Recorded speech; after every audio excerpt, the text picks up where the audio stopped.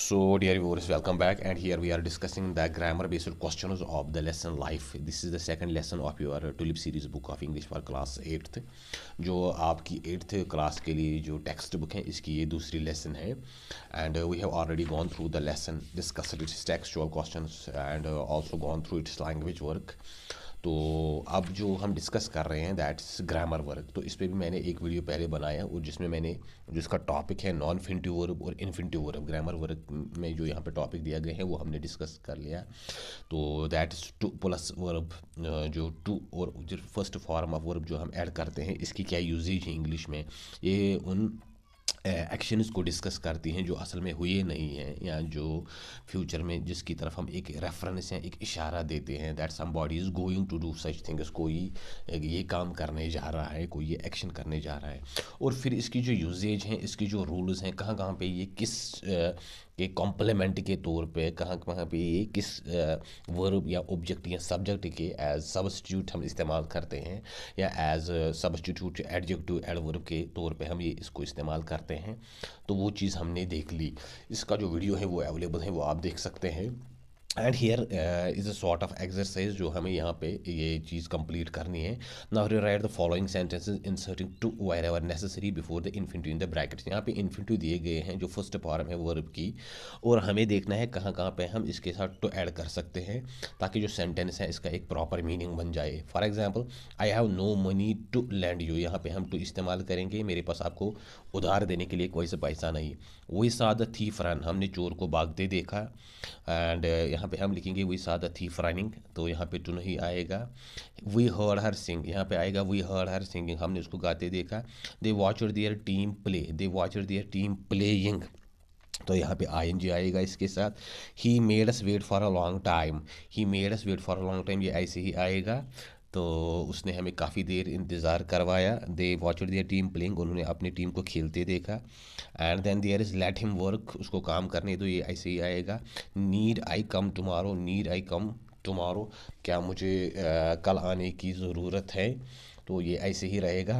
Then there is do you wish make a complaint, तो बनेगा do you wish to make a complaint, तो यहाँ पे तो आएगा क्या आप कोई आपकी ख्वाहिश है कि आप शिकायत करोगे.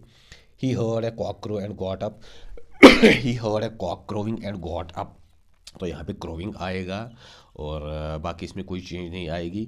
उसने एक मुर्गे की आवाज़ सुनी और वो बेदार हो गया. How dare you read my letter, तो ये ऐसे ही आएगा how dare you read my letter. या यहाँ पे हम टू भी ऐड कर सकते हैं. How dare you to read my letter, आपने कैसे मेरी चिट्ठी को पढ़ने की हिम्मत की. It's up to you to increase your knowledge, यहाँ पे टू आएगा. इट्स अप टू यू, फिर आएगा टू इंक्रीज योर नॉलेज, ये आप पे मुनहसर है कि आप अपनी नॉलेज बढ़ाओ. Bid him go there, bid him to go there, उसको वहाँ जाने का हुक्म दो या रुख्सत दो या इजाज़त दो. Goodbye I hope see you again soon, goodbye I hope to see you again, तो उम्मीद है हम फिर से मिलेंगे, तो यहाँ पे तो आएगा. Then there is I would like be a teacher, I would like to be a teacher, मैं एक टीचर बनना चाहता हूँ. He learn to swim when he was 10 years old, he learn to swimming when he was 10 years old, वो 10 साल का था जब इसने स्विमिंग सीखी. तो यहाँ पे ये दोनों तरह से आ सकता है. He learn to swimming when he was 10 years old, he learn to swim when he was 10 years old, तो दोनों सेंटेंसेस ठीक है. I am tired I want dash go to bed, I am tired I want to go to bed, यहाँ पे तो आएगा गो to bed, मैं सोना चाहता हूँ, मैं थका हुआ हूँ. Then there is what you have decided to do, what you have decided to, आपने क्या करने का फैसला किया है. What you have decided to do. Then there is, यहाँ पे तो आएगा we should speak the truth, we should speak the truth, ऐसे ही आएगा, इसमें कोई चेंज नहीं आएगी, हमें सच बोलना चाहिए. Where is Sumaiya I need ask her something, where is Sumaiya I need to ask her something, Sumaiya कहाँ है, मुझे उससे कुछ कहना है, तो यहाँ पे तो आएगा. And then there is first form of verb, क्योंकि ये जो इन्फिनिट है इसमें वर्ब की पहली फॉर्म आती है और इसके साथ अक्सर हम टू का इस्तेमाल करते हैं, सिवाय कुछ बेयर इन्फिनिटिव्स जहाँ पे टू इस्तेमाल नहीं होती, खाली जो वर्ब की पहली फॉर्म आती हैं. I am trying concentrate, I am trying to concentrate, यहाँ पे तो आएगा प्लीज़ स्टॉप टॉकिंग, मैं कंसनट्रेट करना चाहता हूँ, ध्यान देना चाहता हूँ. प्लीज़ स्टॉप टॉकिंग, मेहरबानी करके बातें बंद करो. सो डियर व्यूअर्स, ये यहाँ पे कुछ सेंटेंसेस थे जिनमें हमने देखा two plus first form of verb जिसको आप इन्फिनिटिव कहते हैं या नॉन इन्फिनिट वर्ब, तो इसका इस्तेमाल कहाँ कहाँ पे आता है. Actually it shows those actions जिनके बारे में हम डिस्कस कर रहे हैं। यहाँ पे आप कोई भी सेंटेंस देखो तो इनके बारे में हम बात कर रहे हैं, लेकिन ये काम हमने किया नहीं है। For example, I have no money to lend, मेरे पास आपको उधार देने के लिए कोई पैसा नहीं है, तो ये काम अभी हुआ नहीं है। Then there is let him work, उसको काम करने दो, इसके बारे में हम बात कर रहे हैं लेकिन ये काम अभी नहीं हुआ नहीं है। नीड आई कम टुमारो, क्या मुझे कल आने की ज़रूरत है, तो इस काम के बारे में हम बात कर रहे हैं लेकिन ये काम अभी हुआ नहीं। तो मोस्टली ये इन्हीं चीज़ों की तरफ रेफ़र करती हैं, उन कामों की तरफ जिनके बारे में हम बातचीत कर रहे होते हैं, लेकिन हकीकत में वो काम अभी हुआ नहीं होता है। Then there is let's talk. After reading this lesson, whose definition of life appeals to you the most? Discuss your views with your classmates. तो चूँकि आपने ये लेसन देखी, ये एक फिलोसफिकल लेसन है, इसमें एक ऐसा टॉपिक है that is what's the meaning of this life, what is the philosophy of this life, what is the purpose of this life. तो ये फिलोसफी से रिलेटेड टॉपिक है और आपने ये लेसन पढ़ी। इसमें हर जो क्रिएशन है वो अपने हिसाब से डिफ़ाइन करती हैं what as per his her view is the meaning of this life, और आपको इसमें से किसकी डेफिनेशन सबसे ज़्यादा जो अपील करती हैं। Discuss your views with your classmates, क्योंकि इसमें जब हम लास्ट में देखते हैं finally this wind met this little girl, जो उन चरागों को रोशन कर रही होती हैं, and as per her view this is the meaning of the life. तो जो छोटी बच्ची हैं वो उसके हिसाब से ज़िंदगी का यही मीनिंग है कि एक चराग से दूसरे चरागों को रोशन करना।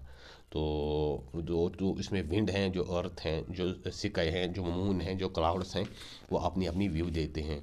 सो you have to discuss with your teachers, with your peers, with your classmates what which view appeals you the most. आपको किसकी व्यू जो है सबसे ज़्यादा अच्छी लगी, तो आप अपने क्लासमेट्स के साथ ये चीज़ डिस्कस करो, अपने टीचर के साथ ये चीज़ डिस्कस करो, और आप अपनी राय भी दे सकते हो। अपनी जो आपकी व्यू है, what as per you is the meaning of this life, आपके मुताबिक इस ज़िंदगी का जो फ़लसफ़ा है, जो मीनिंग है, जो पर्पस है, वो क्या है। Finally there is a dialogue that's write based question, write is a dialogue of about 100 to 150 words on life is a gift.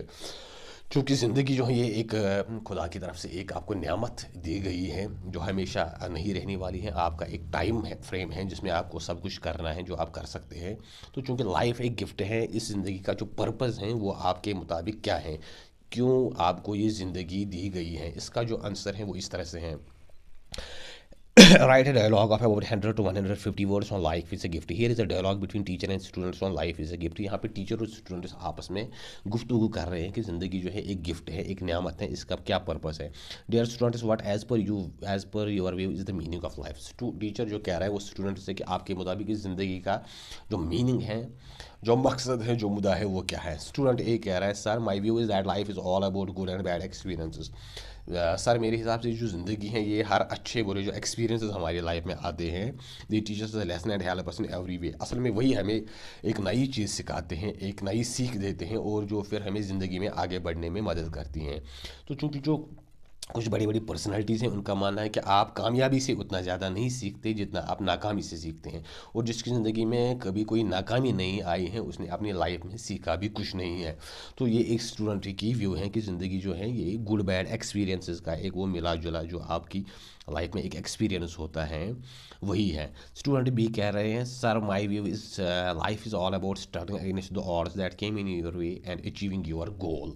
जो स्टूडेंट बी हैं वो कह रहा है कि मेरे हिसाब से जो ज़िंदगी है इसमें आपको अपनी जो ये ऑड्स हैं, जो आपके रास्ते में, आपकी राह में जो रुकावटें आती हैं, हर्डल्स आते हैं, उनके खिलाफ स्ट्रगल करना, और ताकि आपका जो गोल है, आपका जो मंजिल है, आपका जो पर्पज़ है, आप उसको हासिल कर सको।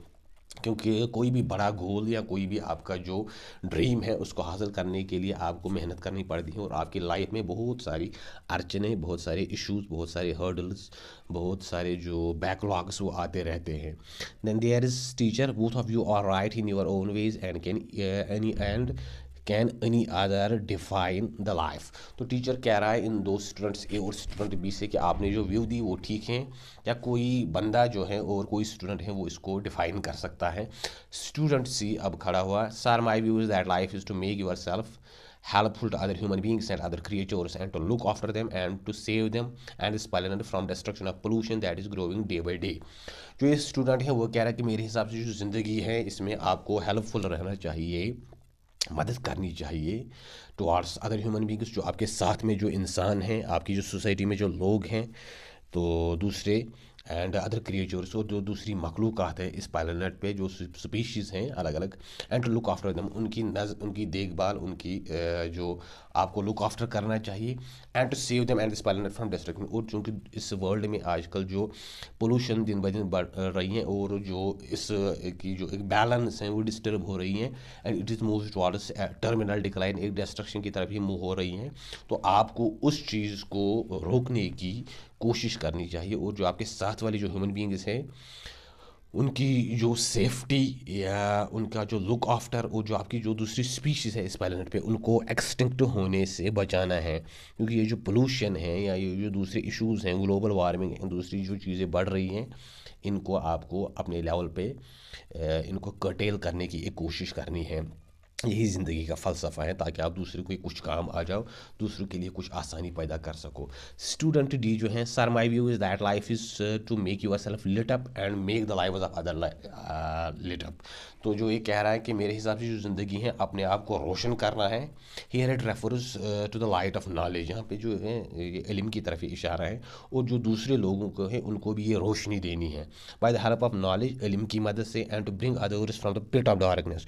और जो ये डार्कनेस है, जो ये अंधेरा है, इसका जो ये गड़ा है, इससे दूसरों को बाहर निकालने की कोशिश करनी है in every manifestation, in which ever way you can do it. किसी भी सूरत में, जो भी जिस लेवल पे, जिस मैनिफेस्टेशन में, जिस सूरत में आप ये सब कर सकते हो, आपको ये चीज़ करनी चाहिए। फाइनली जो टीचर है वो कह रहा है, dear students, all of you are correct as per your own perspectives and have defined well the meanings of life. जो टीचर है वो कह रहा है कि आपने जिसने भी जो भी डेफिनेशन दी, आपने पर्सपेक्टिव अपनी आइडियोलॉजी के हिसाब से ठीक दी, और इस लाइफ को डिफ़ाइन करने की एक कोशिश की। सो डियर व्यूअर्स, ये थी हमारी lesson life, and we have discussed the text of this very lesson, then its textual based question is language work, finally जो इसका grammar work, और जो let's write and let's talk जो question हैं वो भी हमने देख लिए। उम्मीद है आपको ये जो लेसन है ये समझ आई होगी। इसके जो टेक्सचुअल क्वेश्चन, ग्रामर वर्क, दूसरी चीज़ें हैं जो मैंने पढ़ाई हैं, तो मैं उम्मीद ही रखता हूँ कि आपने कुछ ना कुछ इससे अंडरस्टैंड किया हुआ होगा। और अगर आपको ये वीडियो अच्छा लगा हो तो इसको ज़रूर शेयर करें, सब्सक्राइब करें, बेल आइकन पे क्लिक करें, ताकि जो और नेक्स्ट आने वाली वीडियोज़ हैं वो भी आप तक पहुँच सके। Wish you all the best and have a nice day ahead. Thank you.